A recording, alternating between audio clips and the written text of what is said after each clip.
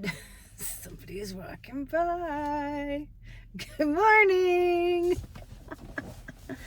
I'm at the post office, and so so much to catch you up on. I don't know if you can see, I have scrubs on, and nope, that's not for the pharmacy tech job, although I did re-up my pharmacy tech license. I think I told you that. I had to do 30 hours of continuing education, and I may still be working part-time in the pharmacy, just doing shots. So I just have to get my CPR, and so many things. Let's see, where do I start? I think I told you that I got Joy into assisted living, that first one that we saw, and that's beautiful. And she said she felt like home, So, so all set, sent the deposit in, filled out the paperwork. Her move-in date is August 19th. And then got it figured out with her 55 plus, because they must have changed the rules. Because last year when I talked about moving her out, I was trying to get her in my sister's assisted living. You could break the lease because usually it's a 60-day notice, but if they're going for more care.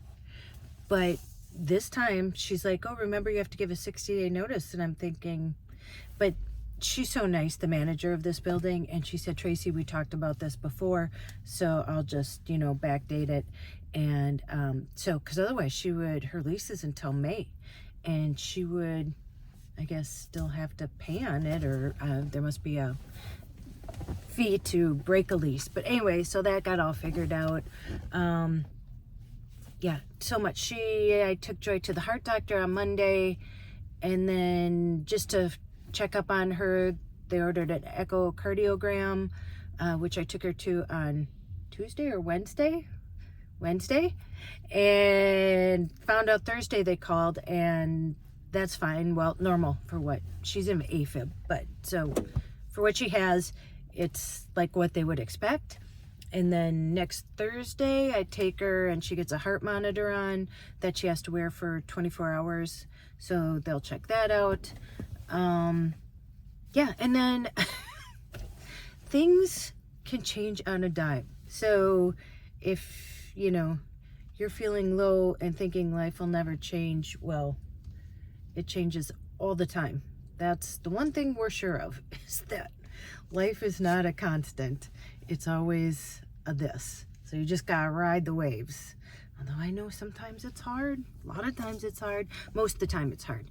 But so in Indeed, I have like a lot of people, if you're on Indeed looking for a job or have your resume out there, they'll write you and say, hey, we think you're a good fit for this. And I'm assuming it's AI that picks up on certain words on your resume, and they just send those emails out, and then they, you write back and say if you're interested or not. And I get lots of those. Anyway, so I've been applying. This week I applied for like 3 or 4 that reached out to me like that, for like, I used to run med spas. I'm a licensed esthetician, licensed tattoo artist, tattoo eyebrows, all that kind of stuff, makeup artist.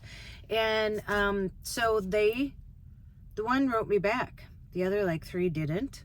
And ended up having an interview, was it Tuesday? My weeks are, I had to do truck Tuesday morning I had to get up at 3 a.m. because it was at 4. So I've just been running on adrenaline at this point.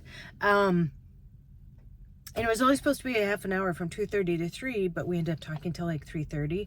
So it's a laser hair removal place. And that is where I started my journey of running med spas. I used to manage a laser hair removal place. I just kind of fell into it.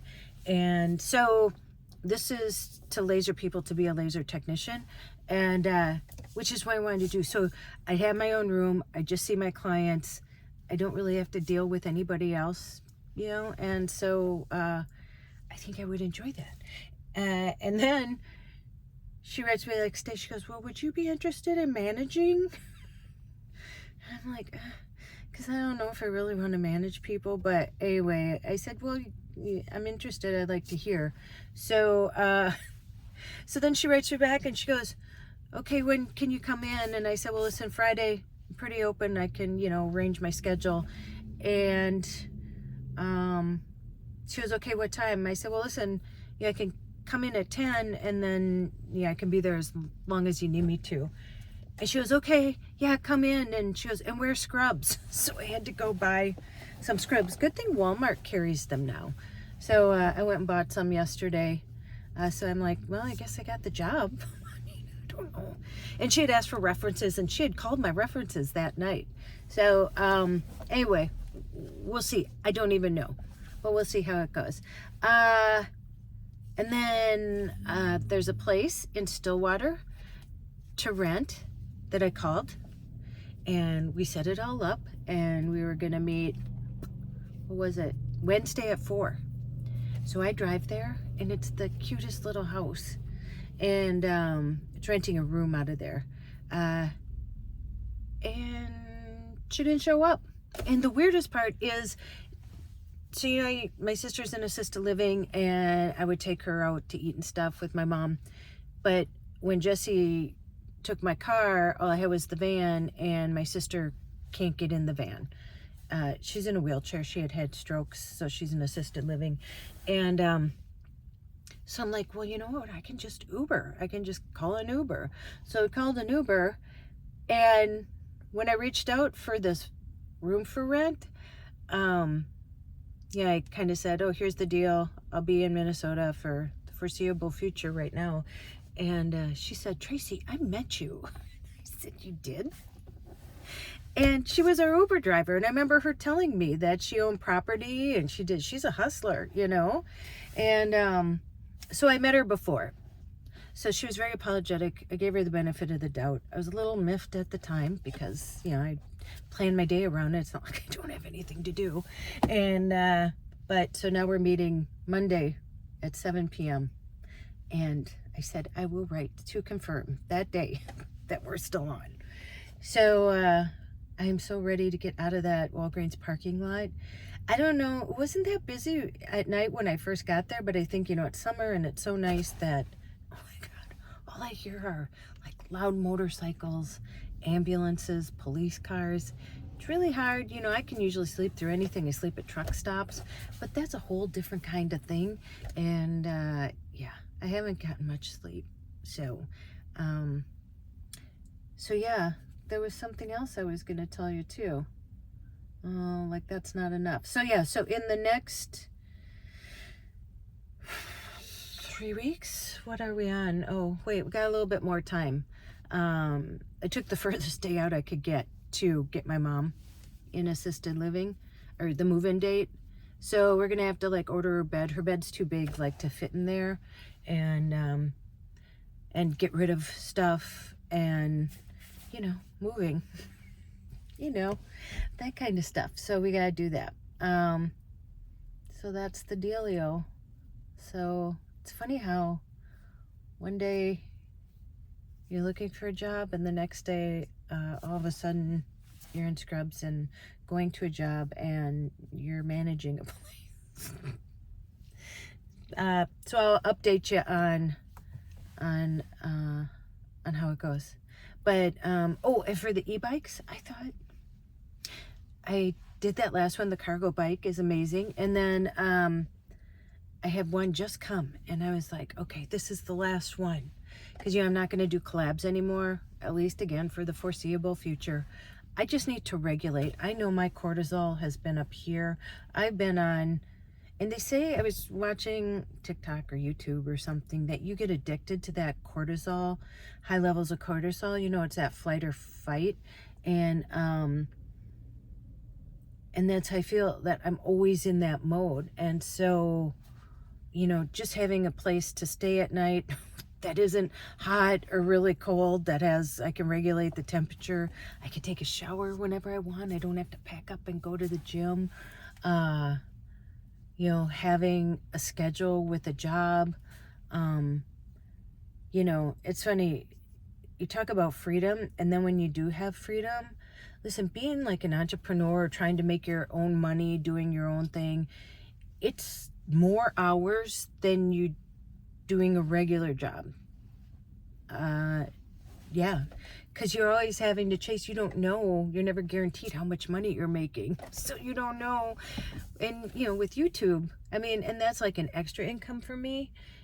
It just you know, goes like this. I don't know how people do it, but that just adds to my stress. Do you know what I mean? That not knowing like how much, where things are coming from, like that. So it'll just be nice to get back to baseline. I just want to get back to baseline and have just a schedule for a while, and then see how things play out, because I just got to get Joy into assisted living. Her all settled. Jesse's getting married October. And so, yeah, just getting a baseline and then focusing on the things I have to, because it's just too much to be living in the van right now, especially with how hot it is, because I never want to be in there. You know, I'm so tired, I just want to go take a nap, but I can't because it's so hot in there. So I have to go to like the library or Caribou or something like that, and I'm falling asleep there, but it's so uncomfortable. So, oh, so for the e-bikes, squirrel, for the e-bikes, I had been conversing with the company, and it's been like, I don't know, 3 weeks, a month. So I thought, oh, they forgot about me. Okay, that's good, because I'm pretty much done, you know, and even having time now. But they wrote me yesterday and said, oh, we sent it out, the bike, here's the tracking number. Okay, so I got 2 left. And then one, I'm re-uploading one I did in Florida. They wrote me and said, hey, where's the follow-up? And I never say yes to follow-ups, because listen, I live in a van. I don't have anywhere to keep the bikes, or, you know, so I never say I'll do a follow-up. But I'm not fighting with that, you know what I mean? I just am like, okay, I'll re-upload the original video and load that. So I'll do that down the line once I'm done with these 2 like new ones. And then I'm done. And then I'm done. People have written for collabs and stuff, and it was hard to say no. Again, that was addicting, you know, to do that. But yeah, sometimes you just got to rein things back. And again, I know how much, and I know a lot of people love van life and the freedom that it comes with, but it depends on your situation. If your situation, said that weird. It depends on, you know, what your lifestyle is and where you're at in your life at that point. And so for me, those years when I was on the road, when you're on the road and that's what you're doing is traveling, van life's great. But listen, living in a parking lot, you know, a really loud parking lot on a busy street, which I'm grateful for. Don't get me wrong, because there's nowhere to park around here. Again, I talked last time about how they are really strict on where you can park. You get a knock on the door, you know, you get a ticket, you get whatever, because you can't just randomly park places and stay overnight, which I think is crazy. But you know, it's not like there's a bunch of people. It's like you're usually in stealth mode, and so you just go park, and you know, at night when nobody knows, then you usually get up early and then take off, because you don't want people to know. But again, that's why everything's like an extra effort, because it's always covert like that. Or for me, you know, people in RV parks, and again, who this is their main focus, and what I was doing for a while. But yeah, I'm not retired. I don't get, you know, an income every month. And but again, I'm grateful. I chose van life. I did it as my adventure, and it's not like I won't go back to that. So what I'm doing is I'm going to get Charlene winterized, and where my storage place is, they have an outdoor like storage place where you can park. It's not indoor. I would really like to put Charlene indoors, but for one winter it's not going to matter. And I'm going to buy a cover for her, and then I'll go like twice a week and start her, so that, yeah, I just keep up with it. And then I'll reassess in spring and see what happens. So I am just kind of dialing things back, trying to just get at a baseline myself, so then I can take care of other people. because it's just too much to have to think about, to have to pack things, to go take a shower at the gym, to, yeah, I'm back and forth all the time. I usually pack for the day. I know what I need. I'll pack a lunch. I got a lunch packed. I usually do that every day anyway. I have my computer with me. I have my gym bag with me, you know, my shower stuff. And so I pretty much live out of the Hyundai. I sleep in the van, but I live out of the Hyundai, because I never go back to the van until probably 7, 8 at night, because it's so hot in there, and I want it to get where it's late enough that it cools down, that I can actually be semi-comfortable in there. So anyway, enough rambling, but I just wanted to give you an update of all that's going on, because things have changed in a flash. And so just know, if you're going through a tough time and it feels like there's no end to it, because believe me, I have felt that way 100,000 times in my life. But just know, in one day, well, things can turn around for you. And sometimes it's for the bad, and sometimes it's for the good. And so just know, that's why we need to just be grateful. It's hard when you're in the midst of some chaos, but yeah, I'm grateful even for, you know, I look back and it's weird, because when you start to segue into, and I say quote unquote normal life, that now that it's been 4 years in the van, I still can't believe I did it. And not that it's even over, but it's like, wow, okay. And so yeah, so this is just the next chapter of seeing what the next chapter is. But at least I feel, even knowing all this stuff, I feel calmer.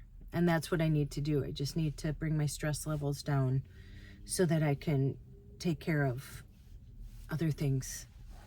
And then after that, then I'm going to focus on myself. You know what I mean? Like, again, my health, my eating, I work out all the time. So, yeah, it's not lack of discipline.